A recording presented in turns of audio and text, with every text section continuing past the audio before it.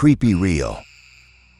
É o seguinte, na minha cidade a prefeitura tem um banco de dados público com as gravações de chamadas antigas pro 190. Eu tenho uma mania meio esquisita de ficar ouvindo esses áudios de vez em quando, sabe? Geralmente faço isso enquanto tô trabalhando ou lavando a louça, só para ver as bizarrices que acontecem por aqui. Na maioria das vezes é só besteira. Reclamação de vizinho barraqueiro, som alto, gente soltando rojão fora de época. Outras vezes, as ligações são simplesmente hilárias. Tem gente que liga porque perdeu o chinelo no rio ou porque viu um bando de quati roubando comida do lixo. Só que tem uma gravação arquivada lá para 2017 que sempre me deixou com a pulga atrás da orelha. Era muito estranha. Eu ouvi esse áudio tantas vezes que praticamente decorei. Eu vou recontar a história para vocês, exatamente como ela acontece na ligação. Eu até consegui desenterrar umas informações extras para dar um contexto, e vou incluir tudo. A chamada foi feita da casa de uma tal de Mariana, aqui na cidade mesmo, às 8h43 da noite. A viatura foi enviada em menos de 1 minuto e chegou no local às 8h56. Na gravação, a primeira coisa que se ouve é a voz de uma garota, claramente apavorada. Oi, boa noite. Eu tô vendo uma coisa, uma pessoa, aqui fora. O policial, com aquela voz calma de protocolo, pergunta quem ela está vendo, se tem alguém na rua. E ela responde, tem, eu acho, ele tá só, parado. Faz um tempão que ele tá ali. Socorro! O atendente pede mais detalhes e a garota, com a respiração ofegante, tenta explicar o que vê. Ela diz, é meio difícil de ver, parece quase um manequim, sabe? Não sei se dá para entender. Ele tá ali, parado, não se mexe muito. Parece que tá nu, mas tá escuro, não dá para ver direito. Por favor, manda alguém aqui. Ela se identifica como Mariana, de 17 anos, e diz que está sozinha em casa. O policial a tranquiliza, falando que uma viatura já está a caminho, mas ela insiste, com a voz trêmula. Por favor, fala para eles se apressarem. Esse cara tá me dando muito medo. O policial pergunta se o homem está fazendo mais alguma coisa, e ela confirma que não, que ele está parado ali há uns 5 minutos. Seguindo o procedimento, ele pergunta se as portas estão trancadas. Ela diz que sim, mas vai checar de novo. Depois de um barulho de movimento, ela volta para a linha, e é aí que o pânico aumenta. Ela grita, ele se mexeu, ele se mexeu. O cara lá fora, ele chegou mais perto da minha casa, ele tá parado na janela da sala. Socorro! O policial orienta para ela se trancar no quarto. Ela responde que já fez isso, que até empurrou uma mesinha para travar a porta. Ele então sugere que ela se esconda num armário. A voz dela falha. Tá, posso fazer isso, meu Deus, eu não consigo ver o rosto dele. É como se tivesse borrado, o corpo inteiro dele tá borrado. O desespero na voz dela é total quando ela diz, puta merda, eu vou morrer, eu sei que eu vou morrer. O policial tenta acalmá-la, mas de repente a situação muda de novo. Ela fala, espera 1 minuto. Ele sumiu. Ele não tá mais lá. O policial informa que a viatura está a 1 quadra de distância, mas no mesmo instante ela diz, as luzes da minha casa apagaram. Ela conta que está tudo escuro lá fora. O policial pergunta se faltou luz no bairro, se ela tem uma lanterna. Ela confirma que sim, e nesse momento, o áudio da ligação é tomado por um zumbido bizarro e muito alto. A garota grita, você tá ouvindo isso? É muito alto. O policial responde que não está ouvindo nada na linha dele, e ela descreve o som. Parece um enxame de gafanhoto. É muito alto. Tá vindo de fora. O que tá acontecendo? O atendente avisa que os policiais chegaram no local, mas a resposta dela é de puro terror. Eu não tô vendo nenhuma luz da polícia. Eu não vejo... Meu Deus do céu. O que é isso? O policial pede para ela descrever o que está vendo. Depois de um silêncio, a voz dela volta, quase um sussurro. Tem mais deles lá fora. O policial, confuso, pede para ela explicar. E ela diz, tem mais. Tem uns 20 deles lá fora. Socorro! Cadê os policiais? Nesse ponto da gravação, dá para ouvir o policial falando com a central, que confirma que a viatura estava no endereço, mas não via absolutamente nada. Ele volta a falar com a Mariana, perguntando se ela consegue ver os policiais. E a resposta final dela é a parte que arrepia até a alma. Eu não vejo nenhum policial, eu só vejo as pessoas lá fora. Eles não se mexem, só ficam olhando para minha casa. Tá tão escuro e o zumbido tá ficando mais alto. São tantos. Eu não sei o que tá acontecendo, por favor, me ajuda. Depois disso, o zumbido na gravação continua por 13 minutos, até a chamada cair. Os policiais no local não viram absolutamente ninguém na propriedade. O quarto da Mariana estava vazio, sem nenhum vestígio dela ou do celular. A mãe dela foi interrogada, mas não tinha nenhuma informação que ajudasse a explicar o desaparecimento. Até hoje, o caso continua sendo um mistério completo. No meu trabalho rola uma espécie de piada interna de que eu sempre pego as ligações mais esquisitas. E quer saber? É a mais pura verdade. Uma das mais interessantes, digamos assim, foi de um cara bêbado que ligou para o 190 para reclamar do barulho da própria festa. Mas apesar de algumas chamadas serem bem bizarras, a maioria é até tranquila. Eu dei sorte. Nesses meus anos como atendente do 190, não juntei muitas histórias pesadas ou tristes para contar. Se você quisesse ouvir desgraça, eu poderia te indicar vários colegas meus porque, infelizmente, é o que não falta nesse ramo. Só que teve uma ligação, essa ficou marcada. Aconteceu há 1 ou 2 anos. E eu posso dizer, com toda a certeza, que foi uma das experiências mais apavorantes da minha vida. Acho que nunca mais vou esquecer. Naquele dia, a tarde tinha sido bem parada. Eu sei que parece meio insensível falar isso, mas quando o telefone não toca, esse trabalho pode ser um tédio mortal. Eu estava cobrindo o turno de uma amiga e não esperava que nada de muito emocionante fosse acontecer. Estava contando os minutos para largar quando uma chamada entrou na minha linha. Coloquei o fone e segui o roteiro de sempre. 190, qual a sua emergência? Do outro lado, uma voz respondeu. Acho que tem alguém dentro da minha casa. Era a voz de uma garotinha. Na hora meu estômago gelou. Ligação de criança é sempre a pior. A gente é treinado para conseguir o máximo de informação possível para entender a situação e saber qual serviço de emergência mandar. Com a voz mais calma e simpática que consegui fazer, eu perguntei: Como você se chama, meu anjo? Não dá para assustar a criança mais do que ela já está. Elisa, ela respondeu baixinho. Parecia que estava chorando. É um nome muito bonito. O meu é Amélia. Por fora eu estava calma, mas por dentro o nervosismo já começava a bater. Elisa, agora é muito importante.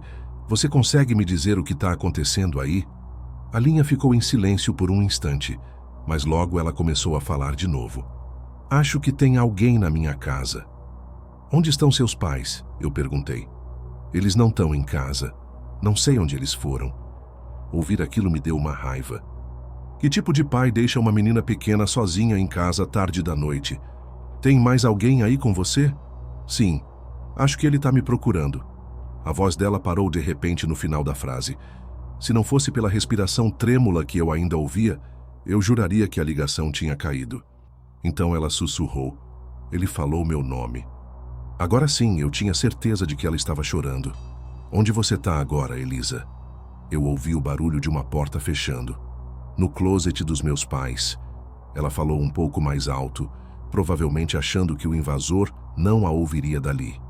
Eu torci para que ela estivesse certa. Fiquei aliviada por ela saber se esconder. Muitas crianças travam numa situação dessas, ainda mais sem os pais por perto. Pedi o endereço dela, e por questão de privacidade só vou dizer que a casa ficava num bairro bom aqui da região, e não muito longe da delegacia, o que era um alívio. Elisa, foca na minha voz. Tenta ficar calma, tá? Eu tô mandando a polícia para sua casa agora mesmo. Eles devem chegar em uns 5 minutos. Você consegue aguentar firme até lá? Normalmente eu tentaria pegar mais informações sobre o invasor, mas com criança na linha é melhor prevenir do que remediar. Prefiro 1000 vezes mandar uma viatura para um alarme falso do que arriscar a segurança de uma criança. Elisa não respondeu minha pergunta. Demorou um pouco mais do que eu gostaria para ela falar de novo. E quando falou, foi só uma palavra. Escuta. Eu ouvi o som do telefone se afastando do ouvido dela. No começo não ouvi nada, mas me concentrando no ruído de fundo, eu percebi. Eram sussurros. Muitos sussurros. Não dava para entender o que diziam, mas com certeza vinha de várias pessoas diferentes. Eu só rezava para a polícia chegar a tempo. Por mais que eu ajude as pessoas no meu trabalho, a pior parte é essa frustração de não poder fazer nada além de esperar e conversar. A voz da Elisa voltou, num choro abafado. Ele tá subindo para cá. Por favor, me ajuda. A polícia tá quase aí. Preciso que você fique bem quietinha para ele não te ouvir. Vai ficar tudo bem, meu anjo. Eu te prometo. Ela pareceu se acalmar um pouco. Tudo ficou em silêncio por um momento, exceto pelos sussurros que agora estavam bem mais altos. Eu ainda não entendia o que diziam, mas tinha certeza de que eram várias pessoas. Conseguia distinguir pelo menos umas 3 vozes diferentes. Foi quando eu ouvi uma porta ranger do outro lado da linha. Meu coração deu um pulo, Elisa gritou, e eu soube. Os invasores a tinham encontrado. O medo que eu senti por ela foi imenso.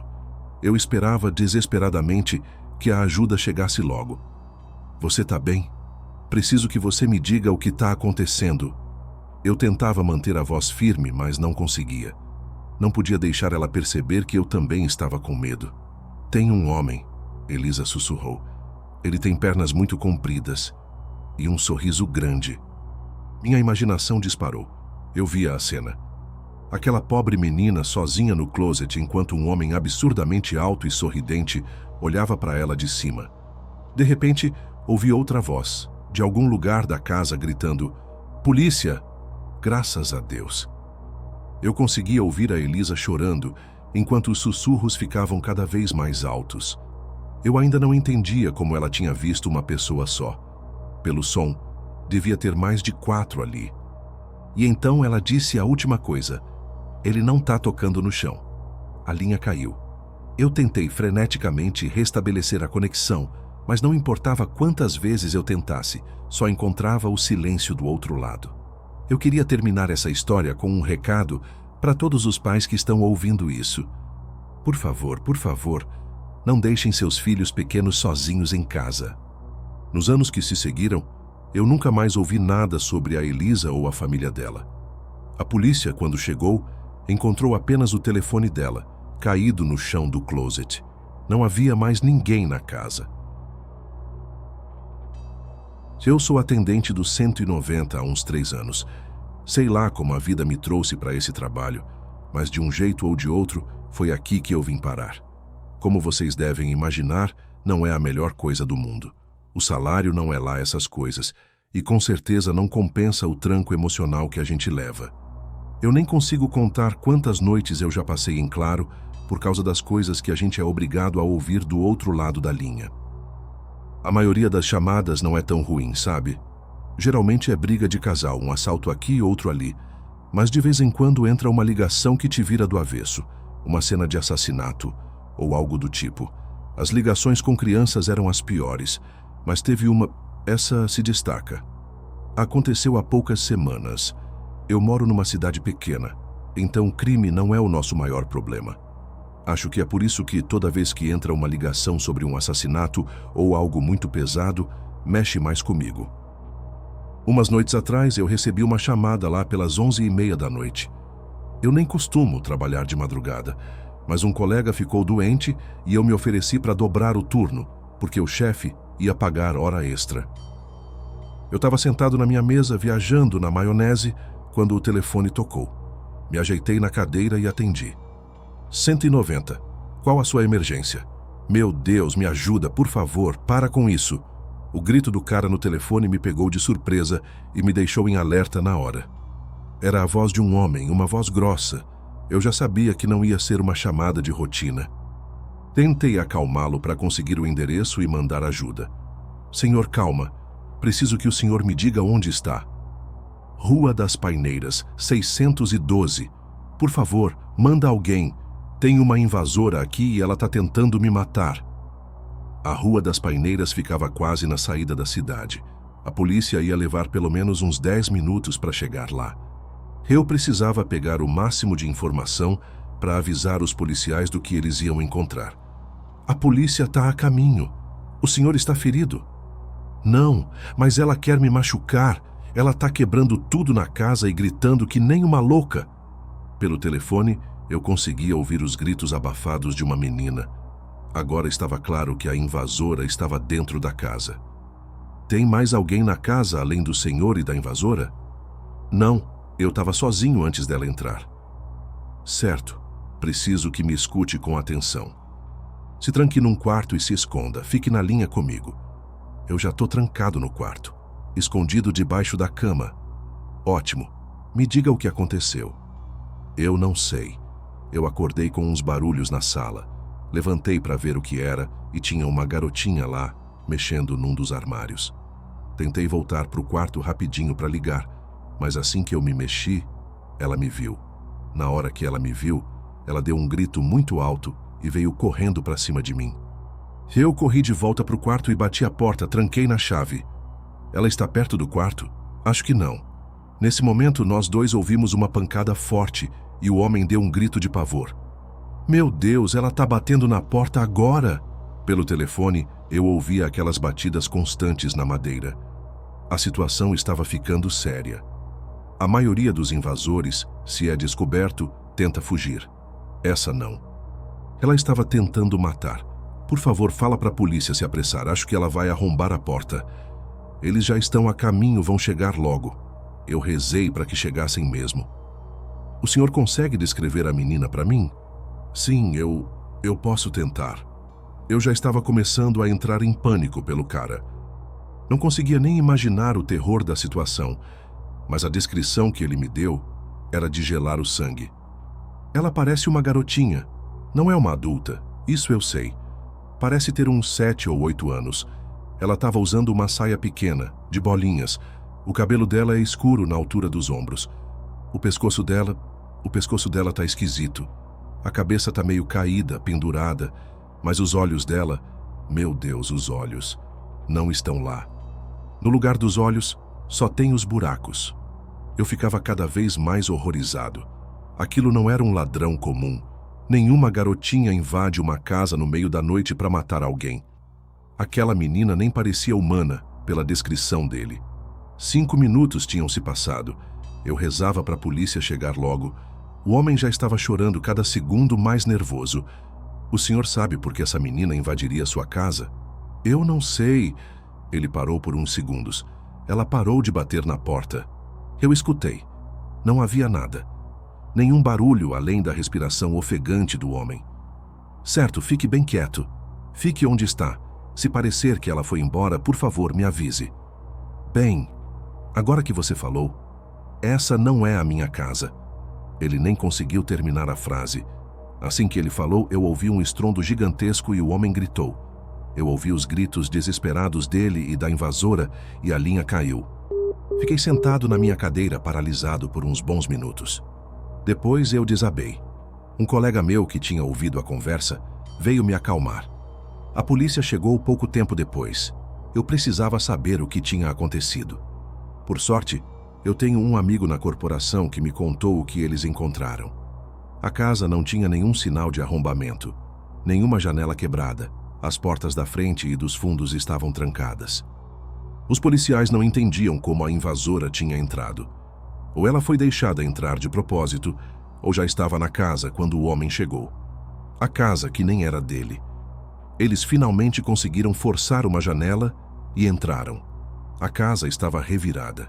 Quadros, copos, até a geladeira, tudo destruído. A porta do quarto estava arrancada das dobradiças em pedaços. Meu amigo disse que nem um lutador de MMA conseguiria fazer aquele estrago na porta, muito menos uma menina, e ficou pior. Eles encontraram o homem no banheiro da suíte onde ele estava escondido. Havia sangue por toda parte, a maior parte escorrendo dos buracos no abdômen dele, mas também tinha sangue nas paredes, no teto, e os olhos dele tinham sido arrancados. Meu amigo disse que alguns policiais desmaiaram ou vomitaram com a cena. O homem estava morto, de uma forma brutal, e a invasora ainda estava por aí. Mas então, meu amigo me contou algo que deixou o caso ainda mais bizarro. Revistando a casa, um dos policiais achou uma parede falsa perto da cozinha. Ela parecia artificial. Quando ele bateu de leve, o som era oco. Ele bateu de novo, um pouco mais forte, e um buraco se abriu. A parede era frágil. Ele iluminou o buraco com a lanterna e viu um cobertor no chão. Mas o que chamou a atenção foi um volume debaixo do cobertor. Eles quebraram o resto da parede. Um dos policiais puxou o cobertor. O que eles acharam foi quase tão perturbador quanto o homem morto. Era o corpo de uma garotinha. Alguns dias depois, os detalhes do caso foram revelados. Meu amigo me ligou assim que soube. O homem que ligou, o Caio, morreu por perda de sangue devido a ferimentos abdominais. Os olhos dele nunca foram encontrados. A menina foi identificada como Tainá, de 9 anos, desaparecida há pouco mais de 2 anos. Ela tinha sumido de um parquinho e foi vista pela última vez usando uma saia de bolinhas. O cabelo dela era escuro, na altura dos ombros. Quando meu amigo falou isso, eu quase desmaiei. Lembrei da descrição que o Caio tinha me dado. O legista determinou que ela não estava morta há tanto tempo. No máximo 1 mês. A causa da morte era incerta, mas o pescoço dela estava quebrado e isso não aconteceu depois que ela morreu. Eu tinha dito para o meu amigo que o Caio falou que a casa não era dele. Ele pesquisou e descobriu que a casa pertencia a um homem chamado Tiago, que tinha sido dado como desaparecido recentemente. Ele tinha dito para a família que ia fazer uma viagem de pescaria no Pantanal com os amigos, mas nunca mais voltou. Enquanto ele estava fora, a família se revezava para cuidar da casa. O irmão dele, Caio, era quem estava lá naquela noite. Depois de desligar, eu procurei uma foto do Tiago, o irmão desaparecido. O coração parou quando eu achei uma foto dele com o Caio, numa rede social. A legenda dizia, de volta com o gêmeo. Eles eram idênticos. Eu cheguei na central do 190 lá pelas 9 da manhã para trocar de turno com meu amigo Caio, que tinha virado à noite. Graças a Deus, ele falou rindo assim que eu entrei pela porta. Eu já estava para morrer de cansaço aqui. Muita gente no trabalho detestava o turno da noite, mas alguns preferiam. Diziam que era quando as ligações mais interessantes aconteciam. Eu, por outro lado, geralmente pegava os casos mais simples, se é que dá para chamar assim. E, para ser sincero, eu gostava do meu trabalho desse jeito. Caio pegou o café dele de cima da mesa, tomou um gole e vazou da central. Eu suspirei, coloquei os fones de ouvido e esperei. Assim que o telefone tocou, atendi na hora. 190, qual a sua emergência? A pata do meu cachorro tá presa na cerca e tá sangrando muito. Soava como uma criança, talvez uns 7 ou 8 anos. A voz estava embargada de choro. Ele me passou o endereço e a gente resolveu tudo. Em pouco tempo, o cachorro foi resgatado e, pelo que soube, ficou tudo bem. Uns 30 minutos depois, recebi outra chamada. Atendi, como sempre. 190, qual a sua emergência? Silêncio total do outro lado. 190? Eu repeti, já meio irritado. Qual a sua emergência? Uma voz do outro lado sussurrou no telefone e respondeu. Tarde demais. E desligou. Segundos depois dessa ligação, entrou outra. Tudo o que eu ouvi foram gritos, seguidos por um barulho alto de algo cortando, e depois, silêncio. Eu prendi a respiração. Torci para que fosse só um trote, uma brincadeira de mau gosto, mas no fundo eu sabia que não era. Corri para o computador para rastrear a chamada. Finalmente consegui. Vinha de uma área de mata fechada, isolada, aqui na região da Serra. Enviamos alguns policiais para investigar. O que eles acharam foi aterrorizante. Havia um cachorro com todas as patas cortadas e um garotinho empalado num galho de árvore. Quando me contaram isso, eu acho que quase me borrei de medo. Ao saber dos detalhes, eu lembrei da ligação anterior, a do menino e do cachorro. Um dia se passou. Eu liguei para o trabalho e disse que estava doente, coisa que eu nunca faço. Eu precisava processar o que tinha acontecido. Um turbilhão de pensamentos invadiu minha cabeça. Será que era o mesmo menino da primeira ligação? Quem fez aquilo? Por quê? Eu não sabia de nada, e essa incerteza estava me matando. Alguns dias depois voltei ao trabalho, esperando que tudo voltasse ao normal. Claro que não voltou. Recebi uma chamada assim que me sentei e coloquei os fones. 190. Qual a sua emergência? Meu bebê está engasgando. Qual o seu endereço? Eu ouvia choro e tosse do outro lado da linha. Avenida das Hortênsias, 107. Estamos a caminho, senhora. Avisei os paramédicos e eles foram para lá imediatamente. Uns 45 minutos depois, outra chamada. 190, qual a sua emergência? Tarde demais, respondeu a mesma voz masculina antes de desligar. Eu rastreei a chamada de novo. Vinha de outra área de mata, também na serra. Enviamos outra patrulha, e eles encontraram algo igualmente terrível. Um bebê, morto em sua cadeirinha com sangue escorrendo pela boca, e ao lado uma senhora, provavelmente a avó ou a babá, com os pulsos cortados. Eu pedi demissão no dia seguinte. Comecei a trabalhar em outro lugar. Fiquei com cicatrizes da minha experiência como atendente do 190. E eu quero te dizer uma coisa. Se você, por algum acaso, está pensando em seguir essa profissão, por favor, pense 2 vezes. A ligação que eu vou contar agora foi a que eu mesmo fiz. Aconteceu há alguns anos, mas a imagem daquela noite nunca mais saiu da minha cabeça. Eu morava sozinho numa casa em São Joaquim, na Serra Catarinense. Era uma noite de inverno, daquelas de um frio cortante, e tinha nevado um pouco mais cedo. Lá pela madrugada, acordei com sede. Levantei para pegar um copo d'água na cozinha e ouvi um barulho estranho vindo de fora. Era o som da neve fresca rangendo, como se alguém estivesse andando lá. Fui até a janela da sala que dava para o jardim da frente e olhei. Tinha um homem lá. Ele estava cambaleando, andando em círculos a uns 10 metros da minha janela. Parecia doente ou perdido ou bêbado, não sei. Aquilo já era esquisito o suficiente para me fazer pegar o telefone. 190, qual a sua emergência? Eu tentei explicar a situação da forma mais calma que consegui. Oi, boa noite. Olha, isso vai soar meio estranho, mas tem um homem cambaleando em círculos no meu jardim da frente. O atendente pediu para eu repetir. Ele parece doente, ou perdido, ou bêbado, alguma coisa assim. Eu acordei para beber água e ouvi o barulho da neve rangendo debaixo da minha janela. Quando olhei, ele estava lá. O policial pediu meu endereço, Alameda das Araucárias, 1617, e disse que ia mandar uma viatura, mas avisou que poderia demorar um pouco por causa da minha localização mais afastada. Ele me perguntou se eu estava sozinho e pediu para eu confirmar se todas as portas e janelas estavam trancadas. Eu sei que a porta da frente está trancada, mas vou checar a dos fundos de novo, rapidinho. Agradeço a ajuda, viu? Eu sei que é estranho, mas eu espero que... Eu parei de falar no meio da frase. Eu não conseguia acreditar no que estava vendo. Senhor, o senhor ainda está aí? Perguntou o atendente. Minha voz saiu quase como um sussurro. Ele ainda está no jardim, mas ele está de ponta cabeça. Senhor, fique na linha comigo. O que está acontecendo? Ele está me encarando, mas está de ponta cabeça. Ele está plantando bananeira. Agora, ele está perfeitamente imóvel, olhando direto para mim. Ele está plantando bananeira. E está sorrindo para mim.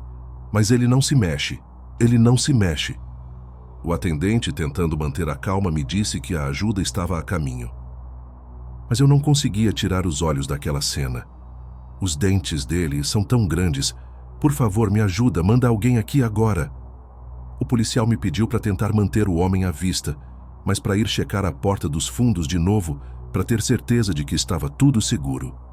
Tá bom, eu tô andando de costas agora, olhando para ele. Minha mão tá na maçaneta da porta dos fundos, tá trancada. Eu preciso virar para checar a trava, vou desviar o olhar dele por um segundo, tá? Certo, senhor, a ajuda está a caminho. Fique na linha, vai ficar tudo bem. Eu virei o rosto por um único segundo. 1 segundo. Foi o tempo de confirmar a trava. Quando virei de volta, o rosto dele estava colado no vidro da janela da sala. Eu abri a boca para gritar, mas o som não saiu. O telefone quase caiu da minha mão. Senhor, preciso que fale mais alto. O que está acontecendo? Eu desviei o olhar por um segundo, e agora o rosto dele está prensado contra a janela da frente. Os dentes dele são enormes e ele não para de sorrir. Não tem cor nenhuma nos olhos dele. Meu Deus, por que ele não para de sorrir? O atendente me mandou ir para o cômodo mais próximo e me trancar. Eu quero que ele pare de me olhar. Ele vai me machucar. Senhor, preciso que me escute. Se tranque em um lugar seguro até o policial chegar. Você está me ouvindo? Sim, sim. Vou me trancar no meu quarto. E você tem certeza de que está sozinho em casa, certo? Sim, estou sozinho em casa. Espera um minuto. Ele estava se mexendo. Do lado de fora da janela, ele balançava a cabeça lentamente de um lado para o outro.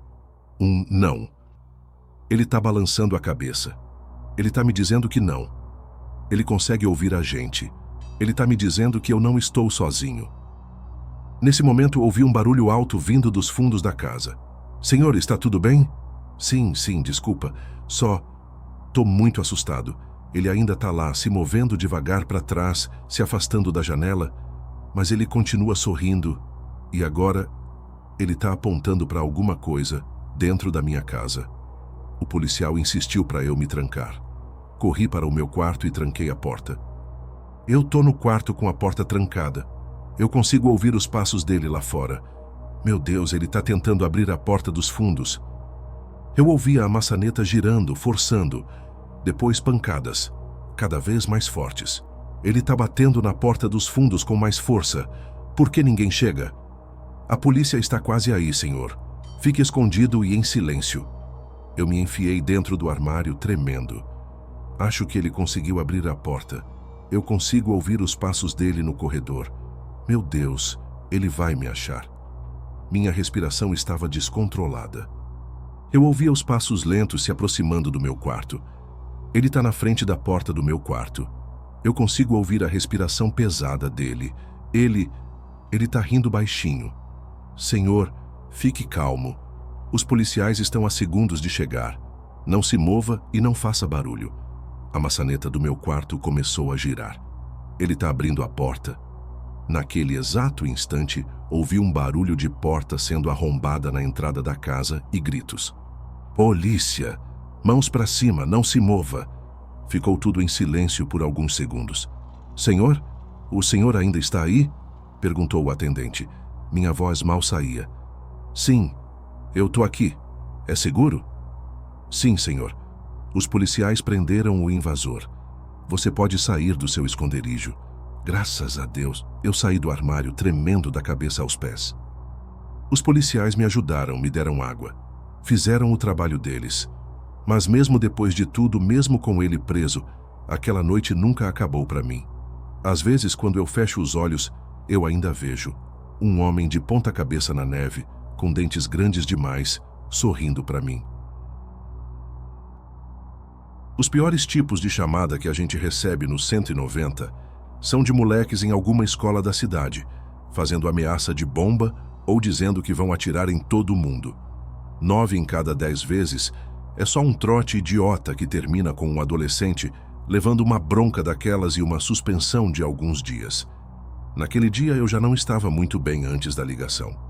Então, quando a chamada entrou e eu vi que não tinha nenhuma informação de rastreamento, eu já presumi que era palhaçada antes mesmo de a conversa começar. Qual a sua emergência? Eu perguntei, sem nem me ajeitar na cadeira. Eu admito, eu não estava nem um pouco em alerta. Eu tô numa escola e tem alguém aqui tentando matar a mim e aos meus colegas, disse uma voz tímida do outro lado. Achei que ouvi umas risadinhas no fundo. Certo. E qual o nome da escola onde você tá? Perguntei, me esticando para pegar um pacote de bolacha na minha gaveta. Minha atenção estava a quilômetros de distância.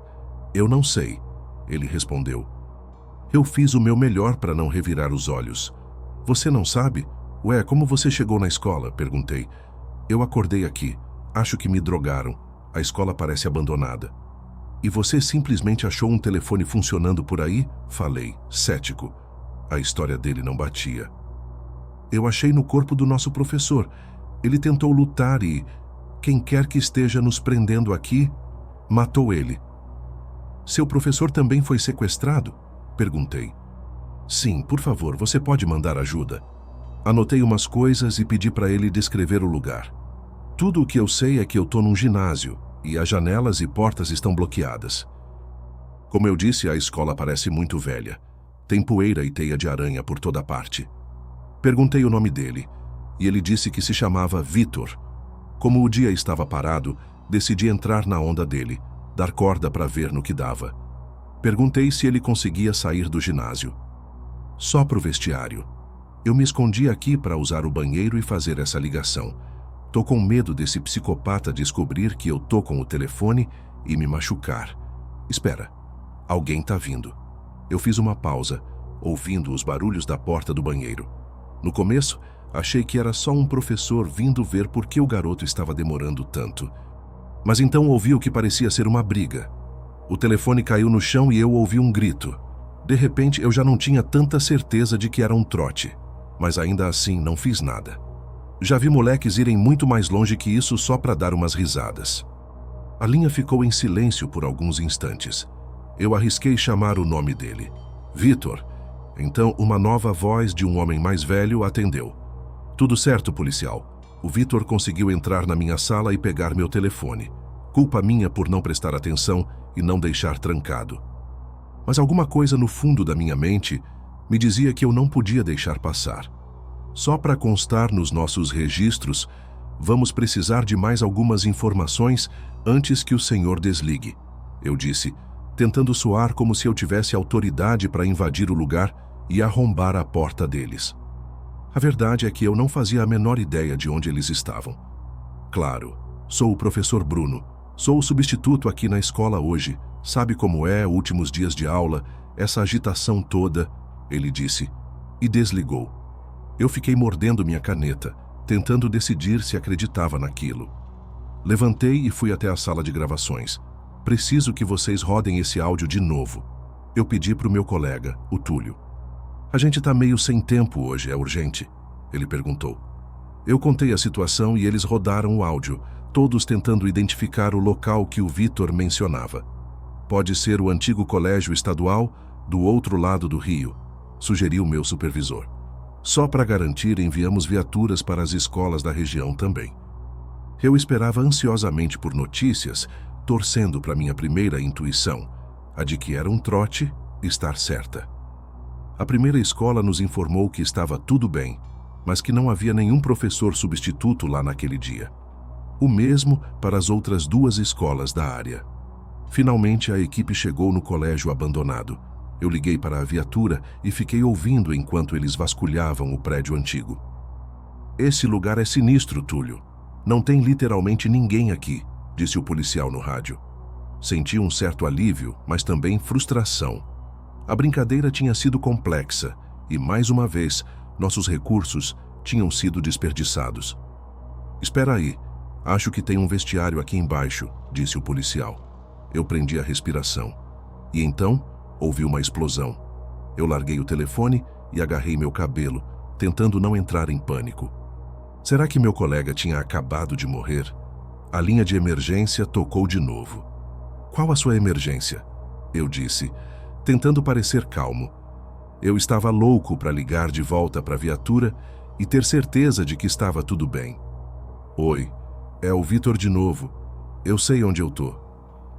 O quê? O colégio abandonado? Como assim? Acabou de ter uma explosão lá, eu perguntei. Não, nada disso aconteceu aqui. Eu me enganei, não é uma escola, é um teatro. E eles acabaram de matar um dos meus amigos.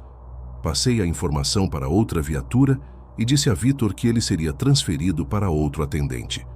Eu não conseguia me concentrar, percebendo que o colégio abandonado era uma armadilha. Quando consegui contato com os policiais de lá, eles me deram a má notícia. O vestiário estava cheio de explosivos. 2 dos meus colegas estavam mortos. Eu gelei enquanto ouvia pelo rádio que a outra viatura estava chegando no teatro, onde o Vitor dizia estar. Esse lugar tem porão também? Perguntei para o meu supervisor. Sim, as plantas dizem que sim. Você acha que as crianças estão lá? Não, é outra armadilha.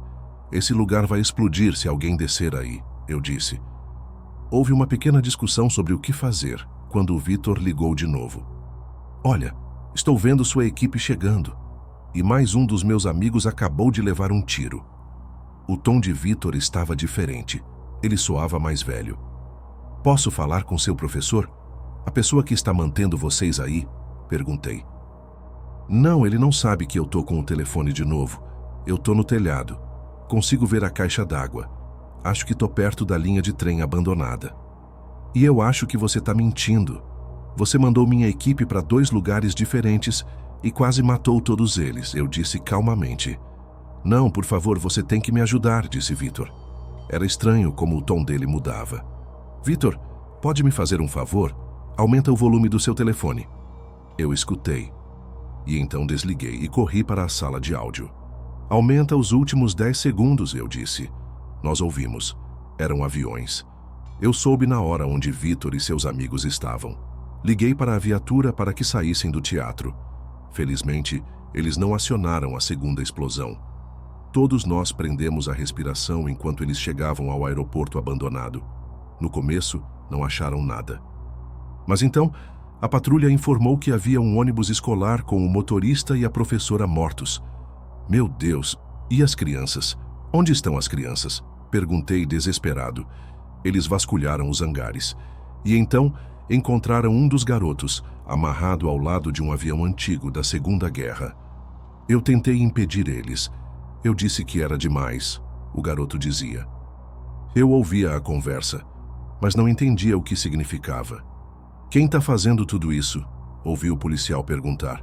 O Vitor, ele está tentando matar todos nós e o máximo de gente que ele conseguir. Ouvi tiros ao longe. Vitor estava fazendo sua última resistência. Eu ouvia os policiais gritando para ele parar, mas não adiantou. Estava claro que ele queria que os policiais o detivessem. Quando a poeira baixou, eles descobriram que ele tinha feito a própria turma de refém e plantado vários explosivos pela cidade. Tudo porque ele sentia que era ignorado. Passamos o resto da semana procurando os explosivos. As anotações que achamos no notebook dele diziam que havia 5 espalhados pela cidade. Nós só encontramos 4, e é isso que me aterroriza até hoje. Meus vizinhos viviam ligando para o 190 por minha causa. Na primeira vez que aconteceu, minha esposa, Marília, e eu estávamos no meio de uma discussão acalorada. Nada demais, sem ameaças nem nada do tipo, mas quando os policiais apareceram na nossa porta para ver se estava tudo bem, pode apostar que eu me senti um completo idiota.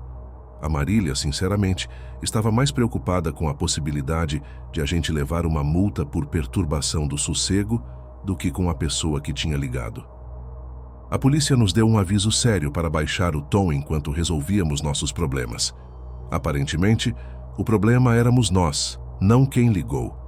Assim que os policiais foram embora, a Marília já disse que precisava descobrir qual dos nossos vizinhos tinha um problema com a nossa pequena briga.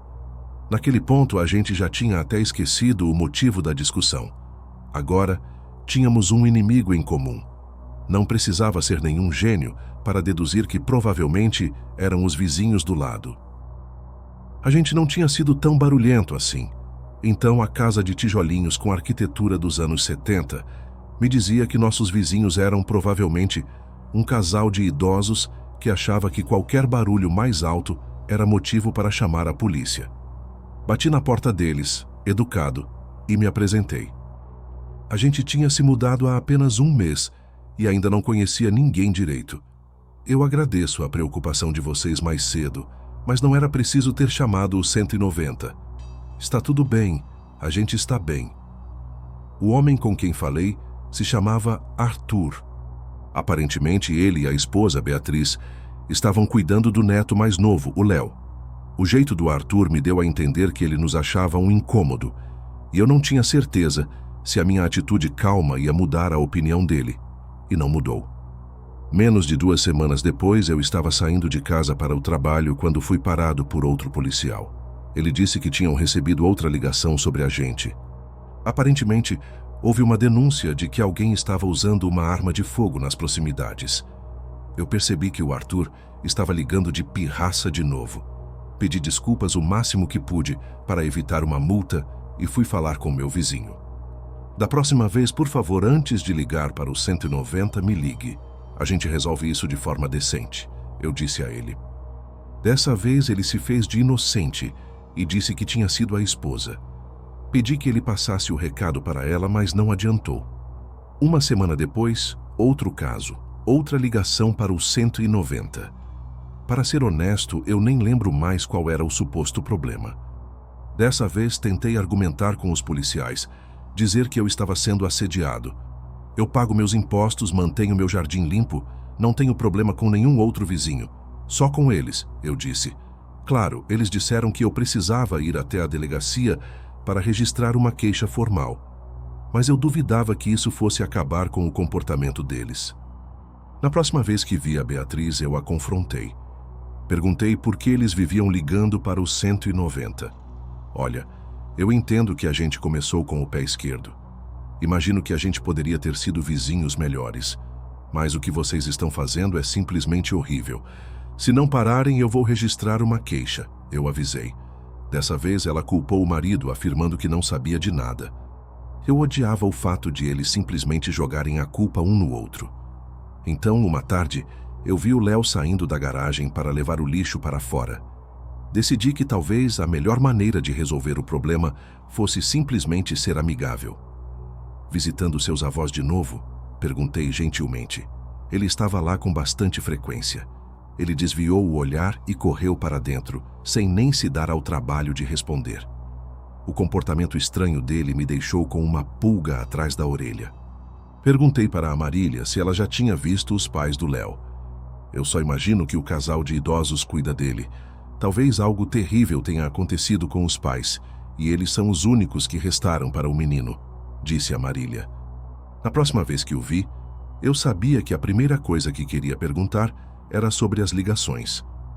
Seus avós têm nos incomodado bastante. Eu não sei qual é o objetivo deles, mas se isso continuar, eles podem arrumar um problema sério. Eu o alertei. Isso surtiu efeito. Os olhos dele se arregalaram de preocupação e ele admitiu. Era ele quem estava ligando para o 190 todas as vezes. Ele disse que fazia por tédio. E como ele parecia tão assustado, eu não dei uma bronca. Presumi que, como eu tinha resolvido o mistério, o Léo pararia com a brincadeira. No entanto, para ter certeza, quando vi o Arthur no dia seguinte, eu me desculpei. Talvez o senhor devesse dar uma bronca séria nesse seu neto. O 190 não é brinquedo de criança. O velho pareceu genuinamente surpreso por ter sido o Léo e me prometeu que cuidaria disso. Eu não recebi mais ligações ou visitas inesperadas da polícia depois daquilo. E por um tempo, achei que isso era uma coisa boa. Até que a Marília apontou o óbvio. Desde que você reclamou do Léo, eu não o vi mais, ela disse. Passei a prestar mais atenção nos nossos vizinhos depois disso e percebi que ela tinha razão. Léo não estava em lugar nenhum.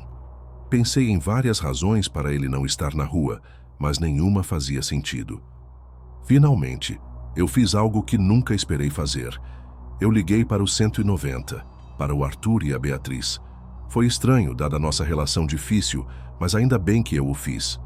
Observei da janela da nossa sala enquanto a polícia fazia perguntas a eles e, em seguida, entrava para revistar a casa. O casal de idosos tinha mentido de novo. Cerca de 5 minutos depois, vi que estavam trazendo o Léo para fora, em uma maca. O rosto dele estava coberto de hematomas. Era óbvio que eles o haviam espancado. Eu gritei e corri para fora, para fazer perguntas cujas respostas eu não tinha certeza se queria ouvir. O Léo tinha tentado se matar, disseram os policiais. E, aparentemente, era ele quem estava ligando para o 190 todas aquelas vezes. Era um pedido de socorro de um garoto, que não queria ser pego por seus avós. Arthur e Beatriz o espancavam, o deixavam sem comida, e aparentemente só o mantinham por causa do dinheiro da pensão que recebiam. A polícia suspeitava até que os dois eram responsáveis pela morte dos pais do Léo. Fui visitá-lo no hospital, feliz em ver que ele estava se recuperando. Ele se desculpou muito, algo que eu imagino que ele fazia bastante com os avós. Eu disse a ele que estava tudo bem, mas que talvez da próxima vez ele devesse tentar pedir ajuda para si mesmo, em vez de inventar desculpas. Eu confiava que os médicos e enfermeiros cuidariam do Léo. Enquanto eu voltava para casa, recebi uma ligação da central de polícia. Por algum motivo, a Marília estava ligando para o 190. O relatório diz que ela está sendo ameaçada pelos vizinhos com uma arma de fogo, disse o atendente. Nós não planejamos ir aí dessa vez, já que não parece haver uma ameaça real. Assim que ouvi aquilo, acelerei em direção à casa. Quando a encontrei, ela estava caída no chão da sala com um tiro na cabeça. Ela ainda respirava.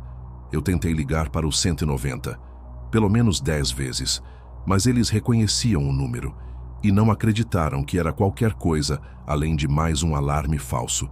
Eles não vieram e eu perdi tudo.